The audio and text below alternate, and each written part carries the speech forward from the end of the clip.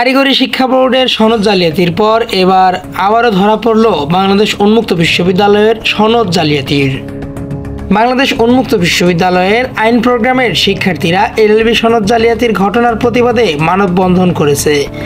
মানববন্ধনে টাকার বিনিময়ে সনদ জালিয়াতির ঘটনার প্রতিবাদ জানায় তারা।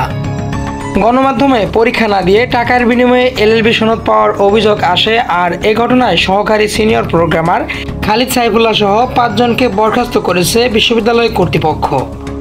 গত শুক্রবার 17 মে উন্মুক্ত বিশ্ববিদ্যালয়ের ঢাকা আঞ্চলিক কেন্দ্রের সামনে শিক্ষার্থীরা মানববন্ধন করে। শিক্ষার্থীরা অভিযুক্তদের শাস্তির দাবি সহ 6টি দাবি জানায়। এদিকে গণমাধ্যমে অভিযোগ আসার পরপরই তাৎক্ষণিক ফলাফলের সার্ভার রুম সিলগালা করে বিশ্ববিদ্যালয় কর্তৃপক্ষ। বাংলাদেশ উন্মুক্ত বিশ্ববিদ্যালয়ের উপাচার্য অধ্যাপক মাহবুবা নাসরিনকে প্রধান করে 4 সদস্য বিশিষ্ট তদন্ত কমিটি গঠন করা হয়। ওই কমিটি জালিয়াতির ঘটনার সন্দেহভাজন 5 জনকে বরখাস্ত করেছে। এদিকে সনদ জালিয়াতির ঘটনায় বিক্ষুব্ধ শিক্ষার্থীরা প্রতিবাদে ফেটে পড়ে এবং ঢাকা আঞ্চলিক কেন্দ্রের সামনে মানববন্ধন করে এবং এর সুষ্ঠু বিচার না হওয়া পর্যন্ত কঠোর আন্দোলনের হুঁশিয়ারি দেন শিক্ষার্থীরা। মোহাম্মদ আনোয়ার হোসেন, বার্তা বাংলা, ঢাকা।